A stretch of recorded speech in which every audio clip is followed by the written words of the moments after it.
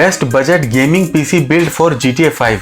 आप में से बहुत सारे लोग अपने लिए एक गेमिंग पीसी बिल्ड करने का सोच रहे हैं। अब प्रॉब्लम ये आती है कि बहुत सारे लोगों का जो है बजट क्रॉस हो जाता है कि जब वो ग्राफिक कार्ड खरीदने का सोच रहे हैं या फिर उनके बजट में जो है ग्राफिक कार्ड ऐड हो जाता है।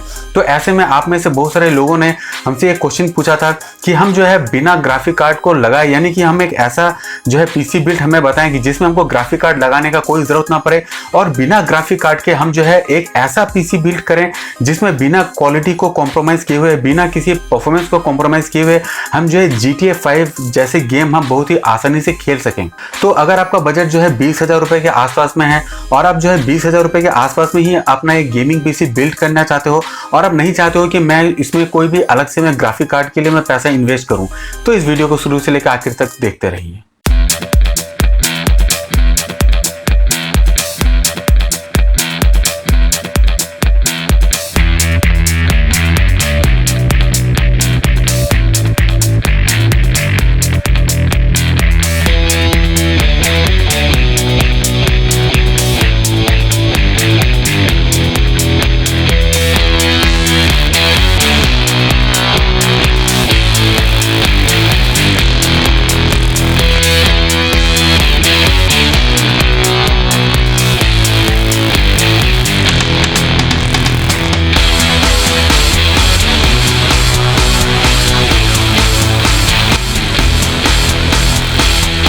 तो देखो, सबसे पहले बात कर लेते हैं प्रोसेसर की। अगर आप चाहते हो कि मैं बजट सेगमेंट के अंदर में रहते हुए एक अच्छा सा प्रोसेसर में यूज करूं जिसमें मुझे कोई ग्राफिक कार्ड लगाने का जरूरत ना पड़े, तो आपको जो है AMD की तरफ से आने वाला Ryzen 3 3200G लगाना है। जी हाँ, आप जो है आंख बंद करके, अगर आपका बजट बहुत ही कम है और आप एक बजट सेगमेंट के अंदर में रहते हुए आप जो है GTA 5 जैसा गेम आप खेलने का सोच रहे हैं जिसमें आपको क्वालिटी के साथ कोई भी कॉम्प्रोमाइज ना करना पड़े, तो बेशक आप जो है Ryzen के तरफ से आने वाला Ryzen 3 3200G के साथ आप जो है बिंदास चले जाओ। इसमें आपका GTA 5 बहुत ही अच्छा चलेगा। आपको 60 FPS में आप इसमें गेम आप खेल पाएंगे, आपको कोई भी परेशानी आपको नहीं आएगा। इस जो है Ryzen 3 3200G का और भी जो डिटेल है सब मैं स्क्रीन में मैं आपको दे दूंगा, आप देख लो, क्योंकि हर एक चीज में डिटेल में मैं आपको बताऊंगा तो वीडियो लंबा हो जाएगा।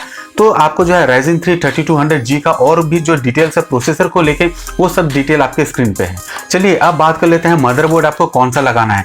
देखो, अगर आप जो है Ryzen की तरफ से आने वाला Ryzen 3 3200G के साथ अपना पीसी बिल्ड करने का सोच रहे हैं और उसके साथ आप एक बजट सेगमेंट का रहते हुए आप एक ऐसा मदरबोर्ड की तलाश में है जिसमें आपको जो है सारे काम कर दे, जिसमें जो है USB 3.0 का सपोर्ट हो, 4K डिस्प्ले सपोर्ट करता हो, M.2 भी लगा सकते हैं SSD। तो ये सारे चीज आपको जो है ये गीगाबाइट की तरफ से आने वाला A320 मदरबोर्ड के साथ आप ये जा सकते हैं। यहाँ देख लो, ये मदरबोर्ड जो है एक एंट्री लेवल के सेगमेंट में बहुत ही अच्छा मदरबोर्ड है।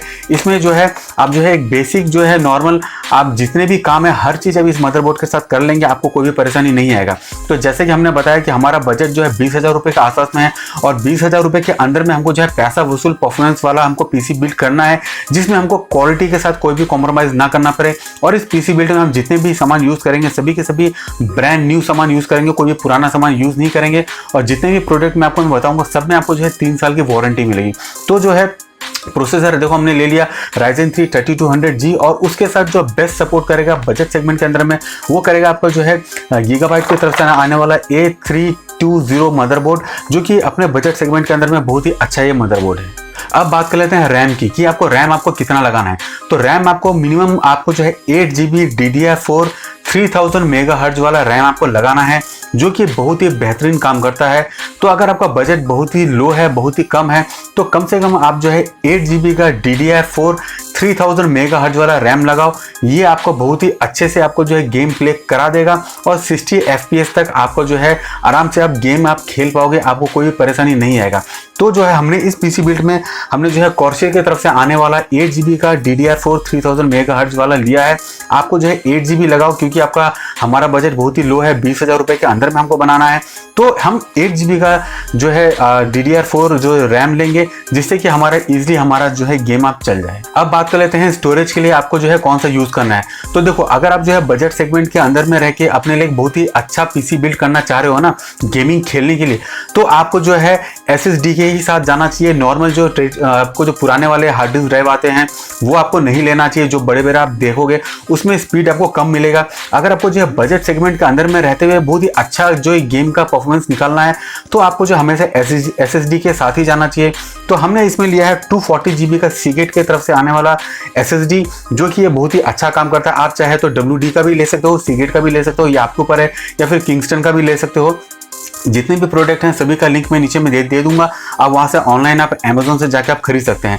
तो ये जो है हमेशा आप जो है और एक बात बता दूं, बहुत सारे लोग क्या करते हैं 120 GB का SSD लगाते हैं। आप 120 GB का SSD मत लगाओ, कम से कम आपको 240 GB का SSD लगाना है, क्योंकि इसमें हमको ऑपरेटिंग सिस्टम भी लोड करना है और GTA 5 गेम भी लोड करना है। और GTA 5 गेम लीक के लिए आपको जो है कम से कम 70 GB का स्पेस आपको चाहिए। तो जैसे 240 GB है तो इसमें आपको जो 70 GB तो आपका GTA 5 ले लेगा, और बाद में जो कुछ एक GB है वो आपका जो है विंडोज ऑपरेटिंग सिस्टम आप करोगे वो आपके इसमें आ जाएगा। फिर भी आपको जो है बहुत सारा स्पेस, यानी काफ़ी अच्छा स्पेस आपका बच जाएगा, जिससे कि आप नॉर्मल आपका जो भी कोई काम है उसके लिए यूज में आप ला सकते हो।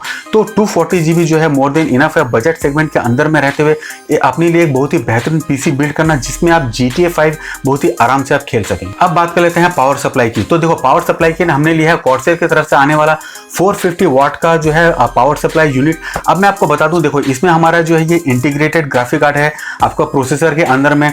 तो कोई बड़ा सा कोई ग्राफिक कार्ड नहीं है कि जिस वजह से हमको जो है हेवी जो है पावर सिस्टम हमको लेना चाहिए। तो जो है ये कॉर्सर की तरफ से आने वाला जो है 450 वाट का जो है पावर सप्लाई यूनिट आप ले सकते हो। क्वालिटी के मामले में ये वन ऑफ द बेस्ट है, आपको इससे बेहतरीन क्वालिटी आपको नहीं मिलेगा। आप चाहे कूलर मास्टर का या फिर कॉर्सर का आप ये ले सकते हो। इससे सस्ते वाले जो आपके जो पावर सप्लाई यूनिट जो आते हैं, मैं वो आपको जो मैं रिक्वेस्ट करूंगा कि प्लीज़ आप ना लें वो, क्योंकि आपको जो 6 से 8 महीना चलेगा, लेकिन उसके बाद कोई ना कोई प्रॉब्लम आ जाएगा, फिर आपको जो है भागा दौड़ी करना पड़ेगा, परेशान हो जाओगे। तो हमेशा जो है पावर सप्लाई यूनिट जो है किसी क्वालिटी अच्छे ब्रांड वाला लो, जो कि बहुत ही अच्छा रहेगा। जैसे कि हमने जो है कॉर्सर की तरफ से आने वाला 450 वाट का हमने लिया है, जो कि आपका इस पीसी बिल्ड में 20,000 रुपए के अंदर में बजट सेगमेंट के अंदर में रहते हुए ये बहुत ही अच्छा काम करेगा, बहुत ही अच्छा आपको परफॉर्मेंस आपको निकाल के देगा। इस पीसी बिल्ड को बनाने में आपको जो है 20,000 के आसपास में आपका खर्च आएगा, यानी कि आपको 20,000 रुपए खर्च होगा। और इस वीडियो में मैंने आपको जितने भी प्रोडक्ट के बारे में बताया है सभी का लिंक नीचे में दिया है, वहां से आप जो है ऑनलाइन आप अमेजोन से जाके आप खरीद सकते हैं। अब बात करते हैं अगर आपको जो है मॉनिटर कौन सा लेना है, इसमें कीबोर्ड आपको कौन सा लेना है, माउस कौन सा लेना है, RGB कैबिनेट कौन सा लेना है, तो सभी का जो बेस्ट आपको जो मार्केट में सबसे ज़्यादा चलते हैं सभी का लिंक मैंने नीचे में दिया है। यानी कि पूरा फुल पीसी सेटअप आप जो है बिल्ड कर सकते हैं। आपको कुछ नहीं करना है, पूरा मैं नीचे में दिया रहेगा पूरा फुल जो है पीसी सेटअप का लिंक। आपको डायरेक्ट सभी को कॉपी करना है और कॉपी करके अपने लिए पीसी बिल्ड कर लेना है। और जितने भी हमने इसमें प्रोडक्ट के बारे में बताया है वो सभी को हमने जो है खुद इसको चला के टेस्ट किया है, जिसमें हमको परफॉर्मेंस बहुत ही अच्छा मिला है। वही प्रोडक्ट हमने आपको जो है रिकमेंड किया है। अगर आपको इस वीडियो से कुछ भी नया सीखने को मिला हो तो प्लीज़ वीडियो को लाइक कीजिए, चैनल को सब्सक्राइब कीजिए। मिलते हैं और एक नई वीडियो के साथ।